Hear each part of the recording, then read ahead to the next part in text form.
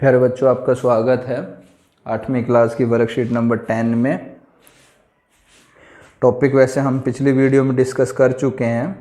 Topic हमारा square यानी कि वर्ग निकालना और पूर्ण वर्ग कंप्लीट स्क्वायर। पहले मैं आपको बता दूं कि वर्ग या स्क्वायर क्या होता है। ये लीजिए, अगर मैं आपसे कहता हूं किसी संख्या का स्क्वायर निकालिए, वर्ग निकालिए, तो इसका मतलब मैं ये निकालने के लिए कह रहा हूँ a की पावर 2। न्यूमेरिकली में लेते हैं, अगर मैं कहता हूं कि मुझे 5 का स्क्वायर चाहिए है तो इसका मतलब मुझे 5 की पावर 2 लिखना है। दिस इज कॉल्ड स्क्वायर, वर्ग। ठीक है, तो प्यारे बच्चों 5 को हम 5 से ही 2 बार मल्टीप्लाई करेंगे, 5 5 25। अगर आपसे कहा जाए कि भाई अब 6 का वर्ग निकालिए तो आप क्या करेंगे, 6 की पावर 2 लिखेंगे, 6 गुना 6 यानी कि 36। अगर आपसे कहा जाए 7 का वर्ग निकालिए तो आप क्या करेंगे, 7 गुना 7 यानी कि 49। तो पिछली कुछ वीडियो में भी हमने वर्ग आपको बताया था। तो वर्ग यहाँ पर उसी संख्या को मल्टीप्लाई करते हैं 2 बार तो वो वर्ग निकल जाता है। और अब हम 1 से लेकर 10 तक का वर्ग निकालना चाहते हैं। तो 1 का वर्ग 1 होगा, 2 का वर्ग 2 गुना 2 यानी कि 4 होगा, इसका 1 गुना 1 1। 3 का वर्ग 3 गुना 3 9। 4 का वर्ग 4 गुना 4 16। 5 का वर्ग 5 गुना 5 25। 6 का वर्ग 6 गुना 6 36। 7 का वर्ग 7 गुना 7 49। 8 का वर्ग 8 गुना 8 64।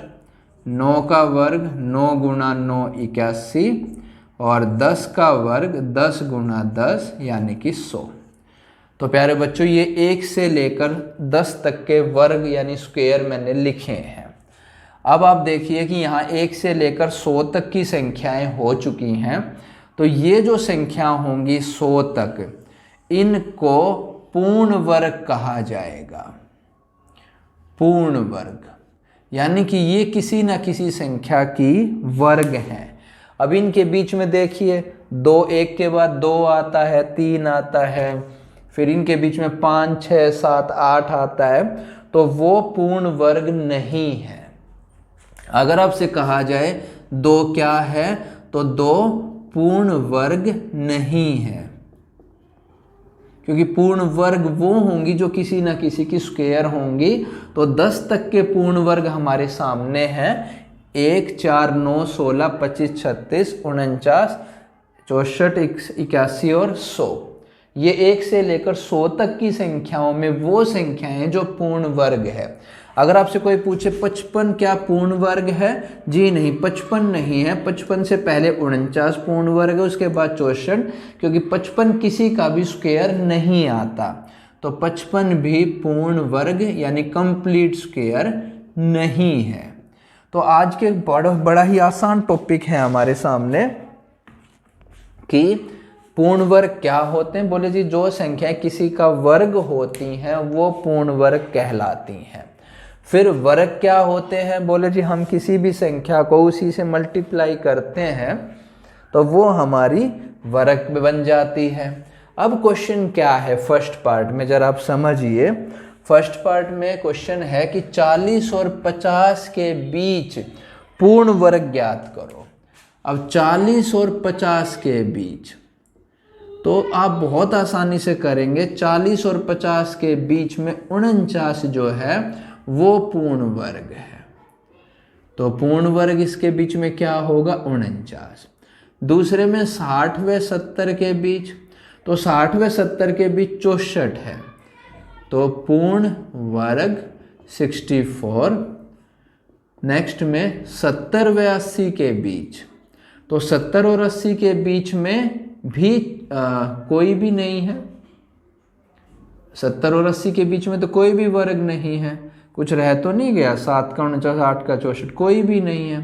तो कोई पूर्ण वर्ग नहीं है, कोई पूर्ण वर्ग संख्या नहीं है। और 90 और उसके बीच में कुछ गलत हुआ नहीं, 70 और 80 के बीच में, और फोर्थ में 80 व 90 के बीच में। तो 80 और 90 के बीच में 81 है, तो इसका पूर्ण वर्ग जो बना वो 81 बना। और फिफ्थ पार्ट में 90 व 100 के बीच में, तो इसका एक ही है, कोई भी नहीं है, तो कोई पूर्ण वर्ग संख्या नहीं है। तो प्यारे बच्चों देखिए 10 तक अगर आपको याद है तो बहुत अच्छी बात है, नहीं तो अब हमें इनका कोई ना कोई वर्ग निकाल के देखना पड़ेगा, या फिर इसका उल्टा तरीका वर्गमूल निकाल के देखना पड़ेगा। तो ये तो हमारा था इसका वर्कशीट का टॉपिक। अब मैं इस टॉपिक को थोड़ा चेंज करता हूँ, थोड़ा हटाता हूँ, कुछ एक्स्ट्रा चीज़ें मैं आपसे इसमें ऐड करता हूँ। तो क्वेश्चन ये है कि पूर्ण वर्ग में इकाई का क्या अंक हो सकता है।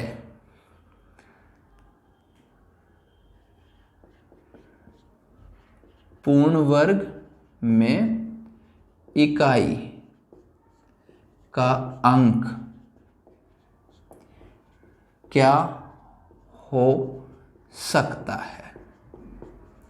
देखिए जी 0 तो हो सकता है, क्योंकि अगर मैं 10 का वर्ग करता हूँ, ये लीजिए 100 आ जाएगा, 0 होगा। 1 हो सकता है 1 में, 2 कभी भी किसी के पूर्ण वर्ग के इकाई के अंक में नहीं आ सकता, क्योंकि 2 कभी किसी मल्टीप्लाई नहीं होगा, 2 के बाद 3 नहीं होगा। 4 हो सकता है, 5 भी पूर्ण वर्ग में इकाई का अंक हो सकता है, 6 भी हो सकता है, 7 नहीं हो सकता, 8 भी नहीं हो सकता, 9 हो सकता है। ये जो अंक होंगे यही किसी भी वर्ग के इकाई के अंक में होंगे। आप कोई भी संख्या करिए, जैसे मान लीजिए आपको कहा गया 25 का वर्ग कीजिए, तो आप इसका वर्ग कर दीजिए 25, तो 5 आ गया इकाई का अंक। वैसे तो इसका 625 होता है, लेकिन थोड़ा और हट के लेते हैं, कहते हैं 17 का वर्ग कीजिए, तो 17 के वर्ग में इकाई का अंक क्या होगा, तो आप इस 7 का वर्ग कर दीजिए, 7 का वर्ग 49 होगा, तो 9 इकाई का अंक है जी। अब आपसे पूछा जाए भाई 28 के वर्ग में इकाई का अंक क्या होगा, तो आप 8 का स्क्वायर कर दीजिए 64, तो 64 इसका यानी कि 4 इसका इकाई का अंक है। ठीक है, ऐसे ही आपसे 21 का पूछा जाए तो 21 में इकाई का अंक क्या होगा, तो आप 1 का वर्ग कर दीजिए 1, तो 1 उसका इकाई का अंक होगा।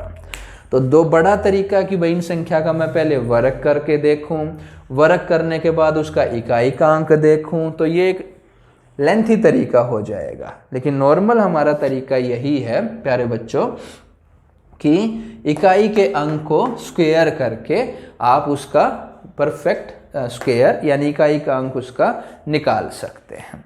ठीक है प्यारे बच्चों, तो ये वर्कशीट आप कंप्लीट कीजिए। Thank you, bye.